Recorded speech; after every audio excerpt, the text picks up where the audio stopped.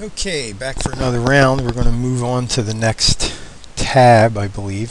So we've already saw how we can use the privs, and we changed our editor, and we've customized the differences between the add and the edit form. Okay, so now let's go look at our app owners. Basically, I don't think we have anything fancy here for this. Whoops. Okay. Let's see. I don't.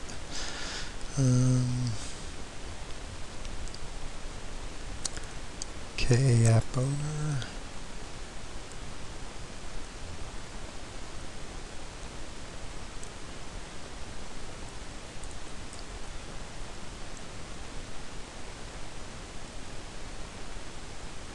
Okay, all I did was set up some placeholders for it. Okay, so basically here we're not really doing a whole lot, so this one will be quick.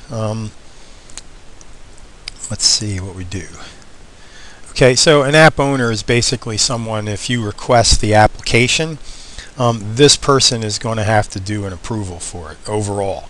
So no matter how many privileges, roles, user values you have, the request will go nowhere until the app owner approves it. So you would put in a user ID here, a first name and a last name, and submit. And you'll see what happens here is we're forcing the user ID to be uppercase in the model. So there's really nothing fancy going on here at all. And the editor, I believe, will let you pretty much change anything you want to change here. So we'll make my wife the approver, which is probably the normal way anyway. So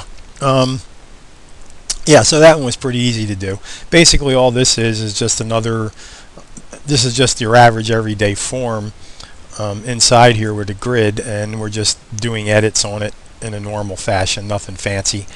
So I guess we can just move on to the next one since we're only a couple minutes in. So what do we have next? We have the app role owners. Okay, now things get a little more complicated. So this has a role ID and an app owner, a first name and a last name. These are all changeable. So let's add one. Now I think what's going on here is this role number can only be a role that's assigned to one of the privileges that are assigned to the application.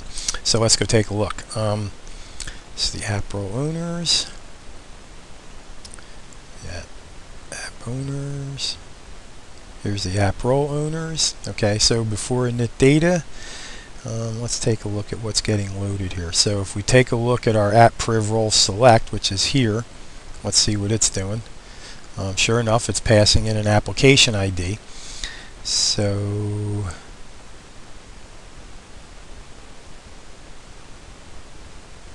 but how does it know? Okay, let's go take a look at this.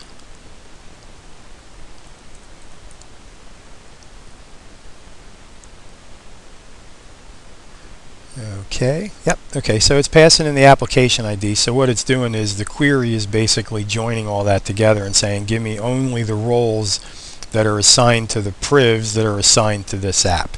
That's what's going on. I think what I'll do is after I'm finished going over the front end here, we'll take a look at that this guy, this IM DAO Hibernate, and see how all those queries are running. So I'm assuming that the viewers of this are mostly interested in just the front end anyway, and they pretty much already know the back end stuff. So we're going to select a role, and then we're going to just put in an approver for the role. We don't have to uppercase it; it should already get done. A nice thing to do would be to put these in so they can get cased set properly. So I'll just for an example, we'll do that. Okay.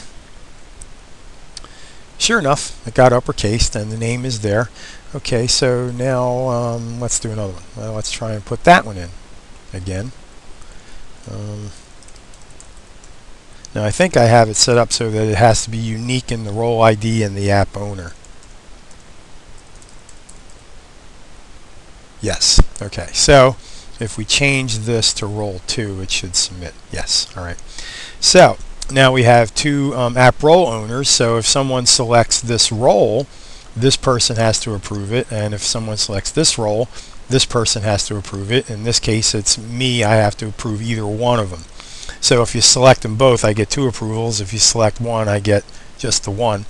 And so now what happens if we edit? Okay, again, we don't allow the role to change.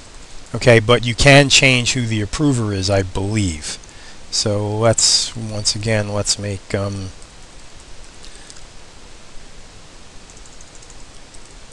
let's make the wife the approver, see if that works. Yes. Okay, so as long as these 2 values are unique, you can modify this.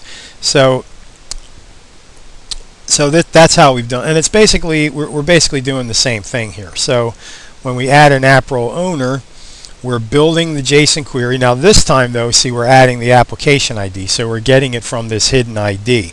Now the way JQuery works is that it's going to look up the ID value of this. So if you go look down at the struts form, you'll see that I have a hidden, and the ID is this hidden application ID. Okay, so let's go back to our add app role owner. Okay, so here's our app role owner, and we're doing the same trick here. We're just reversing the 2 fields so that you can't edit, or the 1 field but 2 different values. So the role ID and then the role no, so that they match up, so that one is visible, one isn't. One shows the select, one doesn't. When we're editing, we don't want the select, we want a read-only text, but a hidden key and showing the ID value. And then when we actually add one, we want to see the select box, we want the key associated to a value in the select, and we want the ID hidden.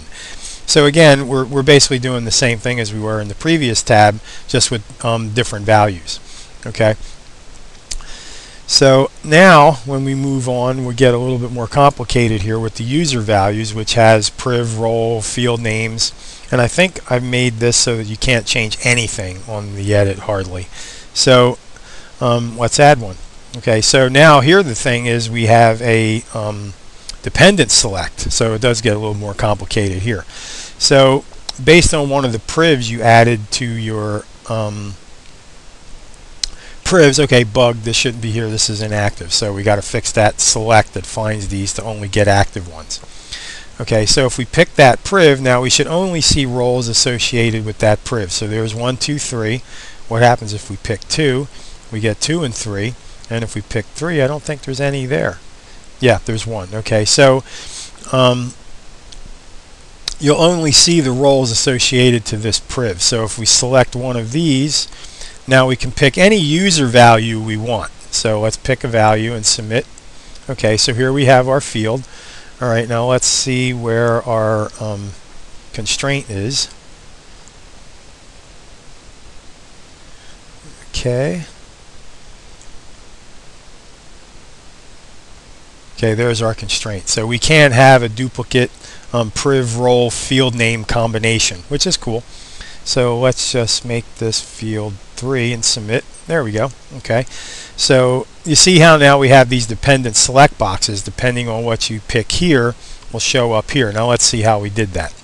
So if we go back now to, I think this is the last grid, it's the user values all the way here at the bottom. Okay, so what we're doing here is we have a before show form that's basically going to clear out the roles select. Okay, so again, we're using reload after submit. We're using recreate form on both of these because in this case we're mucking with a whole bunch of stuff. So let's take a look at this part here. Now, so when we were building the other select boxes, we were doing, you know, we have a URL that's running our JSON call. When the JSON values come back, we have a JavaScript that's building the select HTML options. In this case, though, however, we're using the data events. Okay, and we have a change event pointing to this JavaScript function, so that anytime you make a selection in the priv and it changes, we're running this function, and that basically is going to probably construct another JSON call, pass in the key of the privilege, and only return the roles associated with that privilege for this app. Okay, and I don't think this one's app dependent though, because they can only be associated to that priv. So you see here now that when we build the form, we're defaulting